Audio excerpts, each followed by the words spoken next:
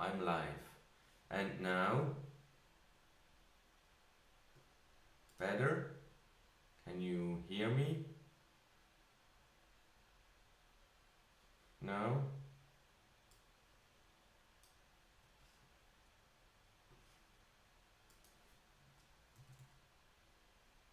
Nothing yet.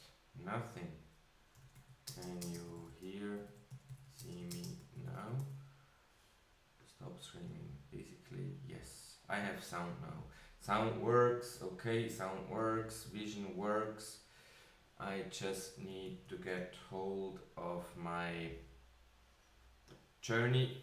Okay, hello everyone, let's get started. I was just asking my wife if I have been doing a live stream since I'm back from Brazil, and I think I did one. So, those of you who have been following me know that since about 3 weeks I'm totally into ILP, and RippleNet as such to me is not that important anymore. I see, since I have this basically, I don't know, inside flash, I think RippleNet is just to ramp up the ecosystem for ILP. And I wanted to say something regarding. Never mind. For the chat today, I wanted to say, hold your questions. I wanna try to go quickly. I don't know, maybe 20 minutes through some thinking I have been doing, Darren Moore has been doing, and kind of in a discussion together, we kind of agreed that maybe that's how the system will gonna work. Okay, I have made for myself some kind of schedule of what I wanna go through with you. What you're seeing on your screen, this slide from Everest, daughter company from NTT Data, basically shows everything connected with everything through ILP, and in the middle, in the center, XRP ledger. And I always thought, how can that be? Okay, I did my research regarding superhighway and stuff, but for that to kind of become 100% reality, like we see in that picture, that would require quite some work. Then quickly wrap up why I came to ILP, why I think ILP is much more important than RippleNet. The thing was, I still couldn't figure out how banks could be provided with confidentiality on their payments across XRP, because XRP is a public ledger and everyone can basically see any transaction. And with enough artificial intelligence, I guess over time it may be possible to connect certain accounts to certain banks, and that's totally a no-go. However, and in that process of thinking how that data privacy could be guaranteed to the banks, I came across ILP. I knew that the whole X-current thing was based on ILP, but that basically the ILP itself is the end target for Internet of Value.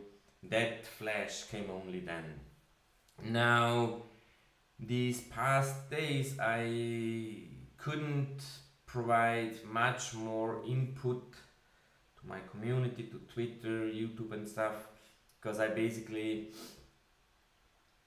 kind of was stuck, okay? We all know that we have heard about real-time gross settlement systems in Europe, TIPS, Target 2, in Australia, I think it's called New Payments Platform. US is planning something, England has its own system, and then it kind of dawned on me. So now I'm going through my schedule I have here. So one chapter, I call it What If? Do we know if Swift itself isn't using ILP as well? Could be. We don't know. Might make sense. Then another question which came up, how are those national real-time gross settlement systems connected? Via ILP? Okay, let's do a step back and hold that thought. ILP, intra-ledger protocol, connects ledgers, okay? An ILP connector converts currencies or assets. And RTGS, these real-time gross settlement systems, are most likely also built on ledgers. So they can be connected via ILP. And now I'm showing a slide. Darren Moore has tweeted end of, I think it was 31st of December. This tweet of his kind of, I didn't notice at that time. But in this slide we actually see that one integration is enough to get you across networks, which is basically connecting TIPS with SWIFT, with this ACH, NPP with TIPS, whatever. Okay, so basically, even not knowing that slide, my logic kind of is now being proven that it's actually possible, because ILP connects ledgers, and as long as an RTGS uses a ledger, it can be connected. Okay, let's quickly check the ILP connector. What's important for them? An ILP connector requires an appropriate amount of liquidity, and it can convert currencies. Connectors convert currencies, okay? And this thread, I think on page 2, replied here, Arthur Brito, even he gave a comment which I have never seen so far. So it's very, very interesting. Let me read a quote from that first reply from David Schwartz. Perhaps the most powerful form of connector would be a trading engine. Technically, a trading engine could allow anyone with a balance on any ILP-enabled ledger to trade that balance for any other balance on any other ILP-enabled ledger. No cinnamon, I'm sorry. Need to try that. We can assume that it's most likely those preferred XRP exchanges. Okay? Now the next step I was pondering upon was, who will provide enough fiat liquidity? And basically I came in the discussion with Darren Moore on to this CLS system. He made a connection between, I think the bank was called, no, actually I'm getting that wrong. But he made a connection between Finastra, one of those payment hub providers, one of the largest one in the world, similar to Temenos. Temenos, most of you might have heard, and the CLS banks. They have a particular system which handles this CLS relevant stuff. CLS stands for Continuous Settlement Link, and is basically kind of like the backbone of the current correspondent bank system. So those guys, they have liquidity to make sure that all those payments go through. Okay. Another quote from David Schwartz in the exact same answer: a connector could also be operated by a particular market maker. Such an operator could provide a fixed cost schedule for same currency payments or cost relative to a well-known exchange rate for cross-currency payments. In my opinion, he basically describes those CLS banks. Then I recently, when I was viewing some videos regarding Interledger, I came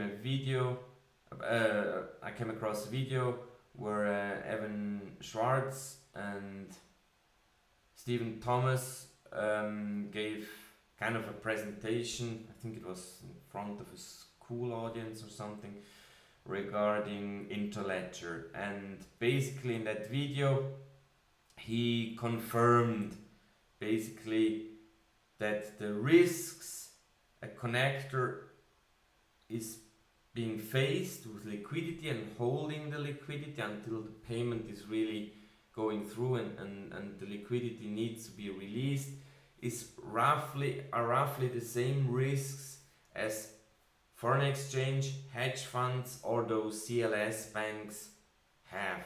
So basically we could assume that the liquidity is coming from those CLS banks. Now, where else did we see this CLS thing? Coming back to this presentation from Aries, we go 2 slides or 3 slides back, and whoops, here we see the CLS. Okay, I mean, it's a bit easy thinking when we put the CLS behind the ILP, but basically I think we could assume that this makes a whole lot of sense. So for me, the conclusion is the circle closes, and it seems to me right now at this very moment very obvious that the exchanges, those preferred XRapid ones, will act as ILP connector, and that those CLS banks will play the role of the market makers, which will buy the XRP on the receiving side to provide the exchange with the appropriate amount of fiat liquidity. Last thing I want to talk about with you until we can go through the questions from your side is regulation. Kind of like the whole XRP community thinks that we're waiting for regulation. I stated it several times, I don't think we're waiting for regulation. And when we look at that ILP thing, he laughed at me because you don't need to be protocol certified. The protocol itself is kind of certified by all those who made it a global protocol, and if you don't comply to the protocol, you cannot use it because you cannot connect. You can only connect if you comply with the protocol. So that's basically a simple thing. However, in that whole ILP thing, let me go back to that slide here. It's basically, I think there may be a certain regulation around the ILP connectors, because they can really a hard thing to regulate.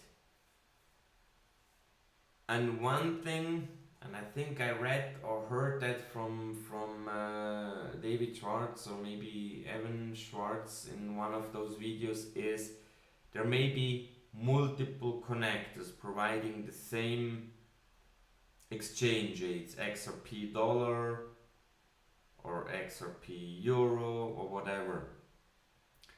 And as long as you have multiple ones, multiple connectors, the user using the protocol will always choose the one with the best exchange rate. So basically it produces a market, and the connector who would try to cheat on you by offering you a worse exchange rate will just not be used anymore by those ones transferring money via ILP. So even there, even for the ILP connectors, I think regulation is not required anymore. And with that, I am open for discussion now. Please write me now your feedback, your questions. I will. Do I have timestamp here? Michael, okay. So not much have been going on. Lots of hello, wie geht's, grüß dich. Okay, sound. I really appreciate that you guys don't shout and ask for price predictions during what I'm talking. Okay, let's start with Mickey B. Fresh. Interledger protocol is the key to everything.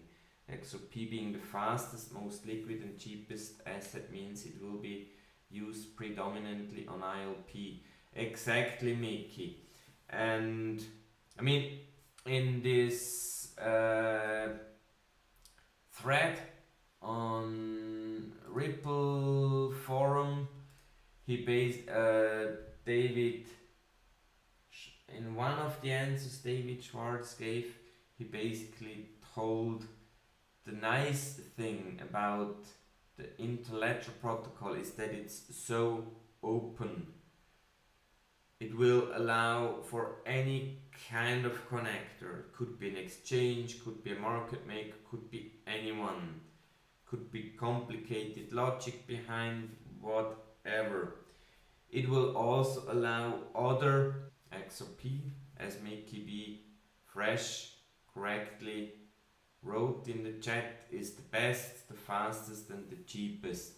However, knowing that, I think those holding a large amount of XRP should not just sit and wait on their wealth. They should continuously check what's going on in the digital asset area. I could imagine that in about 5 years time from now, a new 1,000 times faster whatever digital asset comes along, and at that very moment it could be that the XRP may lose quite some value quite rapidly.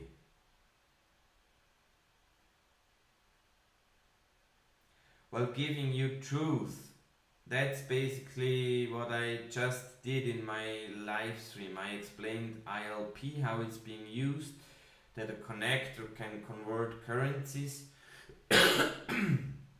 and because the main purpose of XRP is to get rid of the Nostro accounts.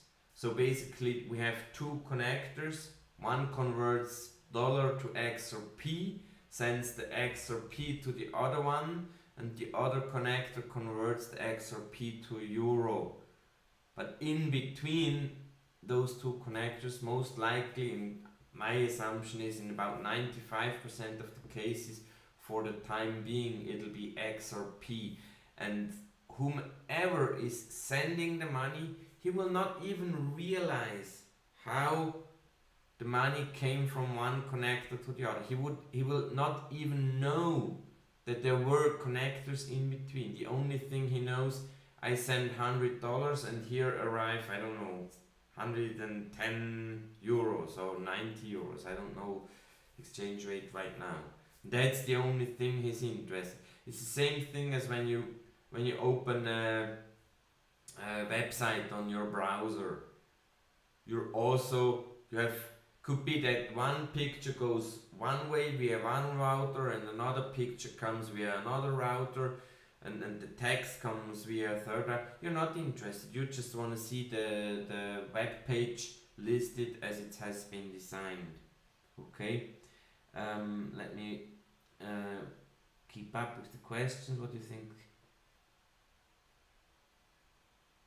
Testball, escrow is really just to make sure that in the future we have enough liquidity. But the less escrow XRP comes to market, the higher the price will go. So don't worry about that. And I don't think they will increase that escrow rate dramatically. I might be like 500 million in 1 month, but I doubt that it ever will be the full billion.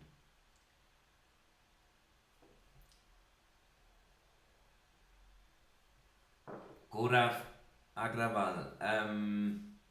No, I don't think it's regulation, and actually I don't know what holds the whole system up. When we come back to what I've been explaining before regarding whom will be buying the XRP on the other side, those CLS banks, Finastra is going generally live in Q2.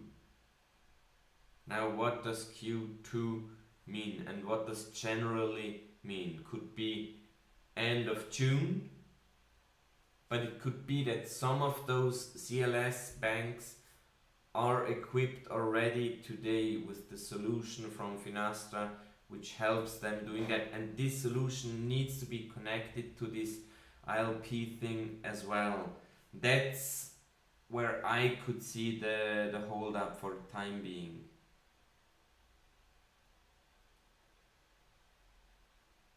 Butterfly Trader, ILP is ready.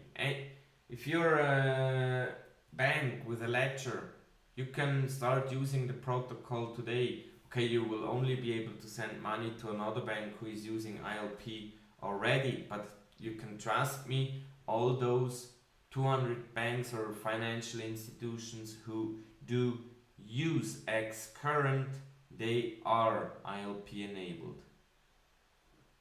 Yes, Nick, it's not a price prediction 10k, but I really think that we can go down to 10k by the end of this year. Because I tried to explain that in my video about ILP. It was not a live stream, it was just a video. Adopting a protocol is just changing a piece of software. That's it. You don't need to install new hardware. It's really just software. That adoption rate will go freaking fast.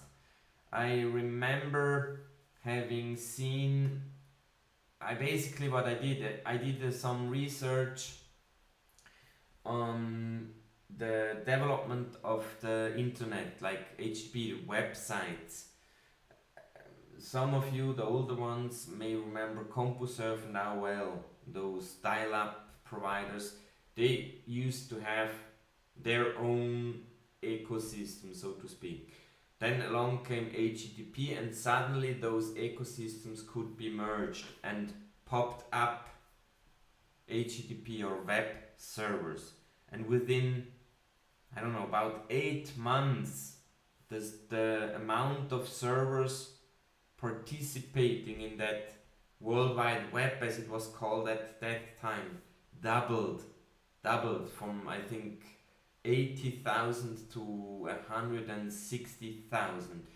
The adoption of ILP will go way faster because the whole infrastructure is there. Everyone knows how protocols work today. It will be freaking fast. I expect by the end of the year minimum 30% of the financial industry will be working with ILP.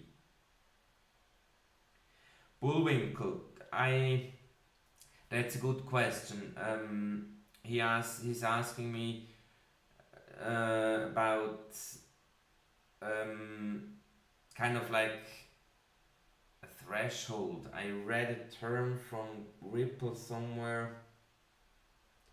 And when that state is reached, it will kind of like explode. And I think it was maybe Navin Gupta, I don't remember. Not anyway. But I think that person who stated it basically told we're having that momentum already, so that the system will start growing and expanding. And I repeat again, Bullwinkle, it's not relevant if you're RippleNet customer. You can use Hyperledger Quilt or build your own ILP interface and it'll work as long as you adhere to the ILP protocol. Giving you truth, if I'm worried about Swift and R3 partnership, no, not at all. I rather see it as something positive for the XRP ecosystem.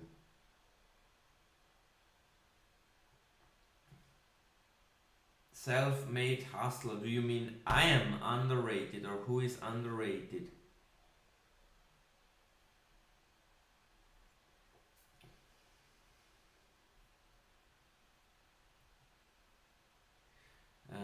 So join.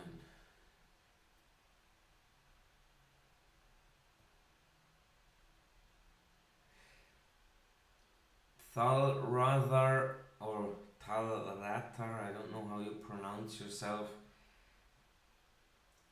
The confusion regarding payments and settlement is in the whole community. Usually XRP hodlers talk about settlement and all those banks and Swift and whatever other payment systems, they talk about real-time payments.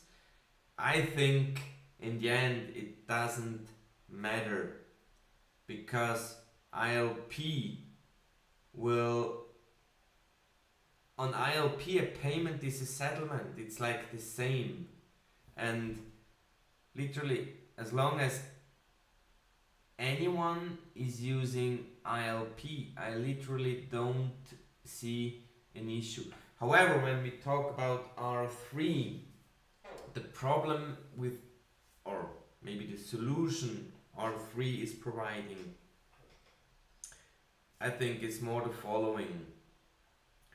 You have to realize that with a lot of payments comes a lot of paperwork. Let's assume you buy 500,000 tons or whatever of coffee in Brazil and ship it to Italy or something. And there comes a lot of paperwork with that. And these papers need to flow as well. And Corda, one product from R3, is actually handling that paperwork. But once you hand over the paperwork, you want to make sure that the payment or the settlement has gone through of the money. Okay, so basically you also there want to have both things going parallel. And I think that's the part where R3 is more important. Every just payment where this paperwork is handled in a different way, which is not required to be kind of sent with the coffee, I don't think R3 is really relevant. That's, by the way, the reason why HSBC is one of the main members of R3, because they're basically a trade finance bank. Self-made hustler, Hyperledger video. No, I didn't say per XRP is possible this year. I mean, for those who are not so long with me, I made a video with the index number 23, and I think it's called Market Mechanics Explained. And in that video I basically show with two assumptions. An assumption is that each XRP hodler, like us, retail investors, we want to make a profit. I think my presumption was 5 or 15%. And there was another assumption that we will sell our XRP once we made that profit, something like that. Watch the video and you can see all the documentation I've put into the description to PDF. And within that video I show a matrix, prices and amount of market share from Swift. And in the last column I think I list the trade volume of 500 billion, which is about 10% of Swift's daily transactions. And at the price of $10,000, the market would be dry after about 8 months. Okay, that's totally a no-go. It's just 10%. I'm calculating now with this ILP thing with 30% by the end of the year. So I think 10% is easily doable. Critical mass, yes, Bain, thanks. Critical mass was basically the term I was searching for when someone asked me about if we have already enough banks connected. And coming back to that critical mass question, I think specifically in the Asian area, this critical mass is 100% available. In Europe, we do have a little bit less information, but with what I told in the beginning, that basically any two RTGS can be connected via a connector on ILP, because most likely the RTGS, the domestic RTGS, is based on a ledger and ILP connects ledgers. Australia can be connected with TIPS. This SBI consortium, whatever it is, can be, it's RippleNet, can be connected with TIPS because it's a ledger. So I have basically zeroed out that by the end of the year, like 70% of the money out of Europe, of TIPS area, be it to Japan, to Australia, India, US, will be ILP based. I literally have no doubt about that.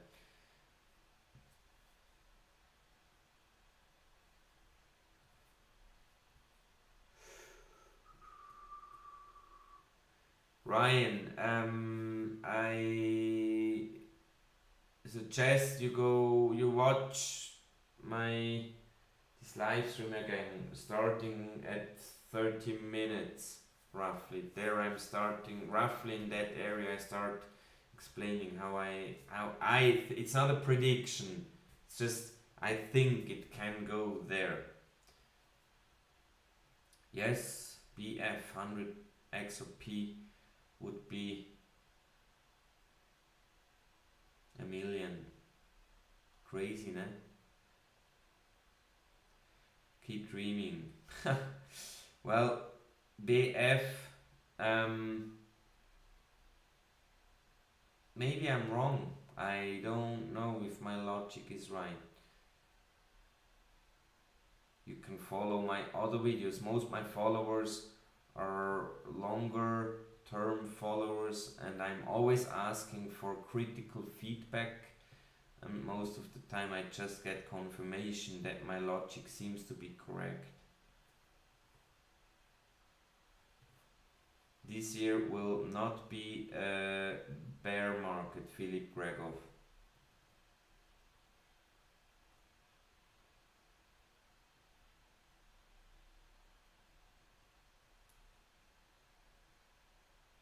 English to me, he mentions the difference between payment and settlement.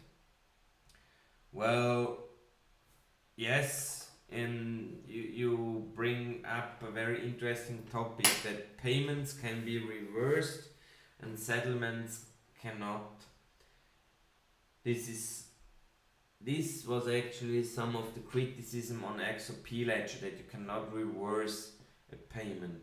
Maybe our payment systems need to tackle that in a different way in the future. I mean, think about that. Why do we have the difference between payment and settlement? Because the settlement is freaking expensive. When we do it via ILP and it's basically for free, and the settlement has taken place but it shouldn't have, you settle it back, it's free. So it's basically, you just need to rearrange the logic in your accounting software, in your bank or whatever it is. It shouldn't be an issue. However, this brings me to a video I have been watching right before the live stream from the BIS Bank of, I think it's this Inter Settlement Bank, whatever, I don't remember what the acronym stands for, but some in the XRP community are waiting for a kind of regulatory kind of framework or whatever from the BIS.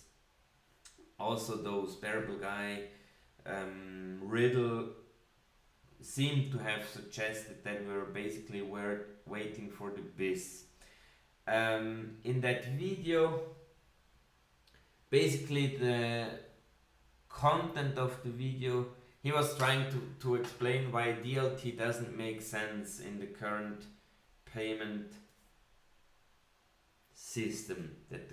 And his main argument was liquidity, that in a real-time gross settlement system you always need to make sure that you have enough liquidity. Then I thought, why wouldn't you have? I mean, when I make a payment out of my bank account, I'm assuming the payment goes because I have money there. But then I was thinking more, and I think the way banks work, they lend the money you put into the bank. So if a company has 10 million in an account and needs to make a payment over 10 million, those 10 million could be lent out to someone else. So the bank may not have that liquidity. And the current system today basically takes care of that. And that's an issue, but I think that whole situation could be handled differently in the future, because the whole credit system could be arranged totally in a different way, because it's real time. It's like one of the mistakes many people make in this whole XRP and liquidity and whatever theory, they think money is static. Money is not static. I don't have my bill here anymore. Nope, I think I threw it out last time I cleaned but let's assume that's $100 or $10 or 10 Swiss franc note. With that one I can make 10 or 20 or 30 people happy in a day. I pay someone, that person pays another one and pays another one.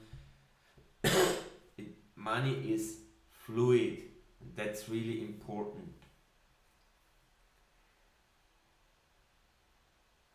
Brian Dark, yes, it could be in about, I don't know, 3 to 5 years. I think it's important that you check the situation on the digital asset market in order to make sure that you cash out of XRP before it starts losing value.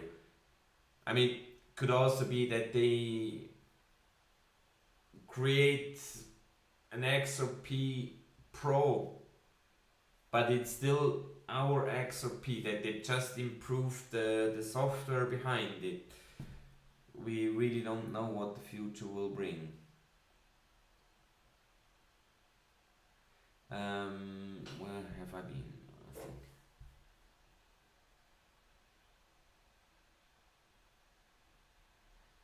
Ashley Black, I think XRP will be worth about $10 for every trillion we capture. That would bring us to less than $50. I think, Ashley, you make the same mistakes as everyone. Today there was a tweet thread going around regarding SBI. When SBI in a few weeks from now will bring along potential 23 million Japanese customers. The guy was making some calculation, and he said when only, like, I don't know, I don't remember the figures, like every one of these 23 million would pay, like, I don't know, 300 or buy 300 XRP, like 10 billion XRP would be gone from the market, okay? The thing is, there isn't 10 billion XRP available. We all hold. I will not sell my XRP, not for 1 franc, not for $1, not for $2, not for $50. Maybe I start thinking about cashing out some at $100. We will see. That's what most people don't get. We don't help the system. We hodl. So basically, for a trillion to be captured by the market, I think $10 is just not enough. In my video, Ashley, in this video with number 23, I think it's called Market Mechanics, I show it. Please watch that video and comment back maybe on that live stream if my other video convinces you, if you're still thinking a trillion is $10. CSC Bain, yes. DTCC and XRP in 2019, that's a very strong position from there on hold. Liam Ivy, 10% of Swift. What Liam Ivy is asking me, how many percent of Swift will result in what XRP price? In the video I just mentioned, I argue at the 500 billion, a volume of 500 billion a day, I think $5,000 will just not cut the case. You have to imagine there will come speculation at that time as well, which may add another factor 2 or 3 to the price. So we're quite high. If we think that Swift transacts 5 trillion a day, so 500 billion is 10%. I think 10% roughly equals to $5,000 per XRP. So at 20%, 10,000, at 40%, 20,000. That's what I think, but I could be wrong. It's just what I think is required.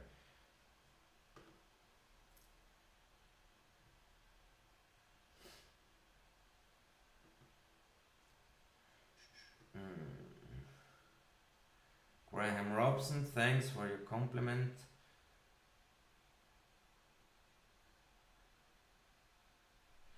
Graham is basically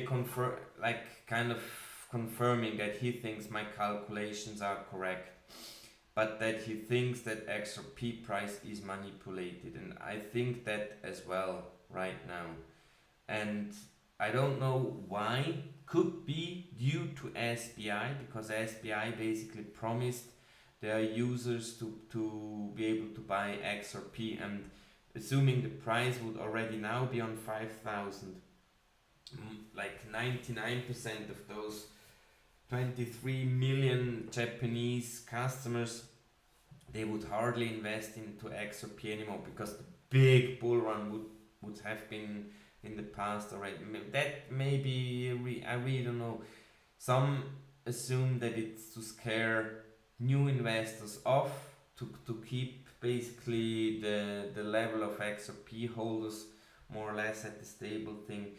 I still think, according to the Shane Ellis theory, this huge price rise could happen any day. However, if it's not happening until SBI starts, I think SBI Impact may help rise the price to maybe $5 or $10 just due to quite some high demand for XRP, and that may rise the price already quite a lot, but it will nothing be compared to what we will see once utility sets in.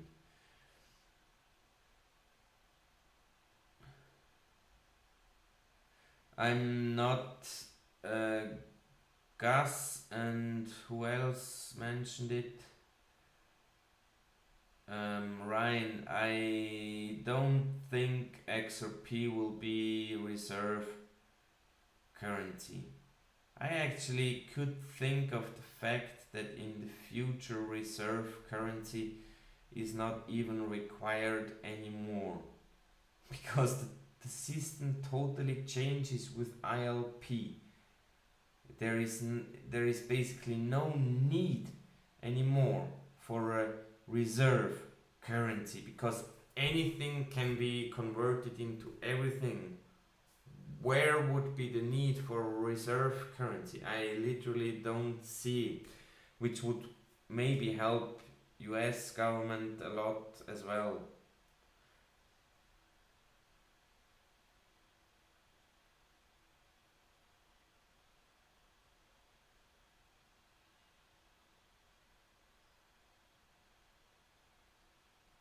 Mickey B basically tells it as SBI VC will kick off the Asian corridors for the XRapid community.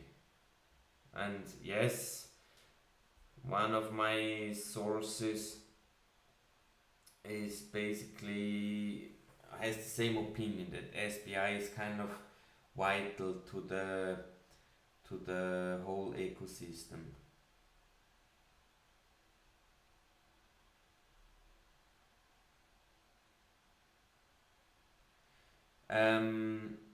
Gas, I think no one really knows how the price is manipulated. I only know, someone told me, I mean basically you can see the bid and ask order book on Bittrex and on many other platforms, not as nicely as on Bittrex, but on Bittrex is quite nice to see. But someone told me you can hide orders on that order book. I think it's a bit more costly. You may pay some, I don't know, percentages to hide your order, but I'm assuming there are some quite high buy and sell walls on those preferred XRapid exchanges, maybe even on the others, because according to Shane Ellis, the exchanges worldwide must be synchronized quite tightly. But honestly, I mean, do the math. David Schwartz tells it. Low value, high volume is possible. Now go figure what low value is. Let's assume up to 10,000. Okay? Now, what is high value? Minimum 50 million. Price of XRP, we are already at $1,500 per XRP just by applying that simple logic, and comes in speculation and we are like immediately on 5,000 because no one will want to lose out. One can earn in a year 1,000,000% profit, whatever.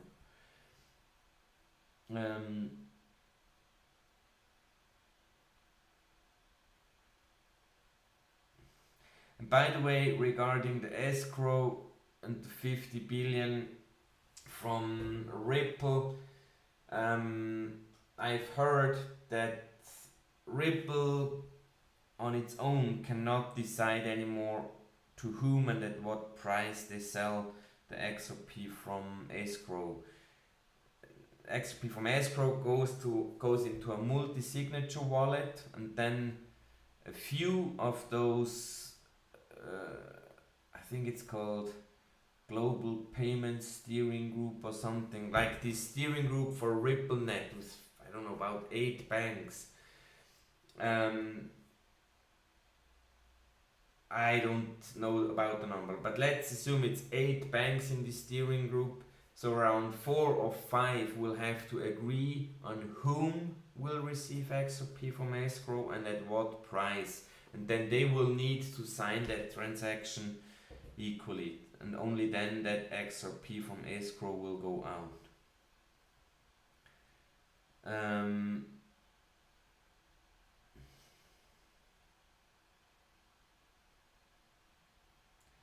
Ryan, I mean, cash out to another digital asset doesn't, in the future it does, it's irrelevant what you're holding. ILP will make anything with everything exchangeable. I could even imagine that we will not see inflation anymore. I mean, inflation happens only once you have two countries with different currencies, right? Because all of a sudden the currency in one country is less worth and you can buy less products with that currency in the other country. Inflation. If it's just the dollar on itself, it has always the same value, only when you compare it to another currency. But as soon as you can compare anything with everything, I could imagine that maybe, I don't know, inflation will bank account in ADA or in XLM or whatever and pay in whatever currency the coffee shop around the corner is accepting.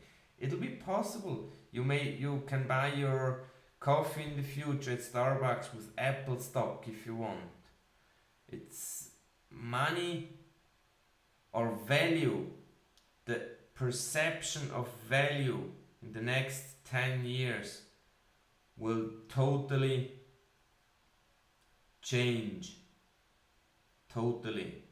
Imagine that. Go buy an apple in your grocery store and you buy with Apple stock or Google stock or crazy.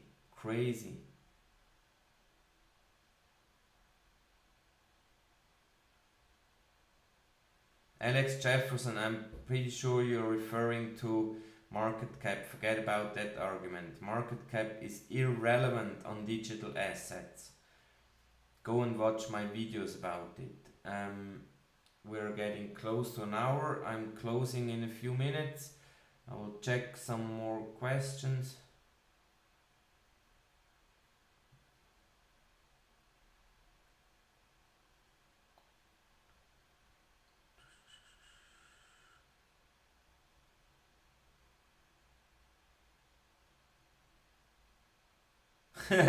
Mr. Penguin, well, I told it already. I think, it's not a prediction. I think 10% of SWIFT, when we assume 10% of SWIFT is 500 billion a day volume, equals to roughly $5,000 per XRP.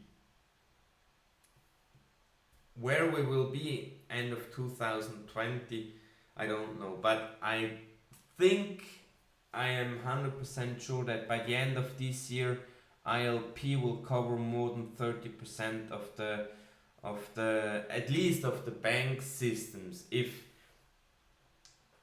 Sure, companies like Apple with Apple Pay, App Store and stuff, iTunes, Google, Amazon, Uber, all those global multinational companies, they will go on ILP as well. But there will be many little, like the shop around the corner where you live, he will maybe in 2 years not even be on ILP. So 100% adoption will take some time. But I'm pretty sure by the end of this year we will be minimum 30% of adoption worldwide, maybe 60% or 70%. And then next year, because usually it's the smaller ones which have more trouble, because for them it's more expensive. But it's really just a thinking.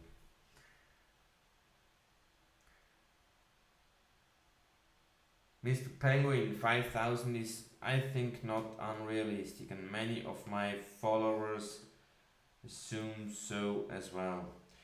Okay, last note before I close the today's stream, because we're approaching an hour. I will, as I always do, put a document, a PDF into the description with all the stuff I have been talking about, with links to videos telling you at which time minute you should watch, links to other sites and everything. And with that, I wish everyone a nice day or night. Here it's already 9 o'clock in the evening. I will go for a quick walk with my dog, and then I will already go to sleep. Enjoy. Thanks for your trust and confidence, and spread the word. We won't have much longer time to spread the word and help other people get filthy rich.